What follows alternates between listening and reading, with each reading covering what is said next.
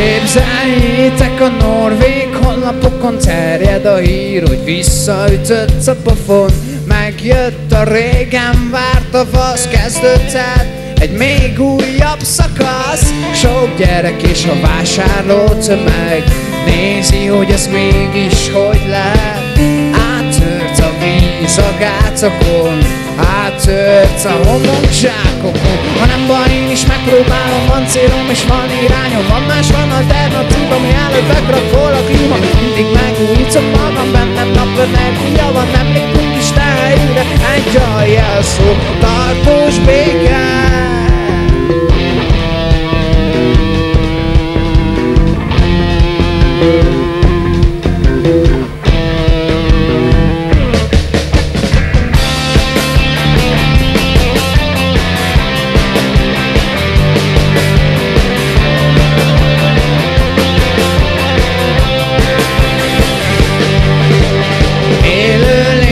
Az élő lények vagyok, tudtommal a földre, én is csak becsekkolok. Pörögni a felfordulásba, izgulni ne legyek bálna Japánba.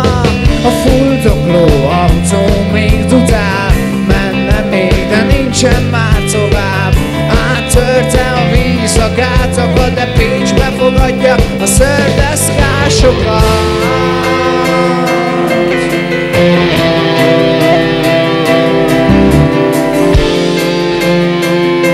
6 méteres tengerszint emelkedés véget, Magyarországot újra 3 tenger fogja mosni. Ez egy érdekes megközelítés, de megcsináltuk, gratulálunk, bassza, bassza.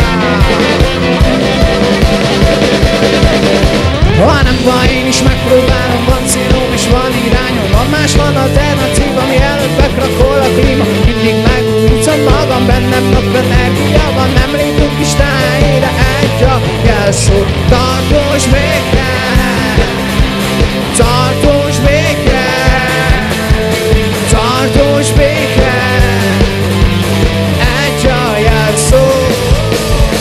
Ha nem baj, én is megpróbálom, van célom és van irányom. Van más, van alternatív, ami előtt bekrakol a klíma. Mindig megújítom magam, bennem napenergia van. Nem lépünk is helyre, egy a jelszó, tartós béke.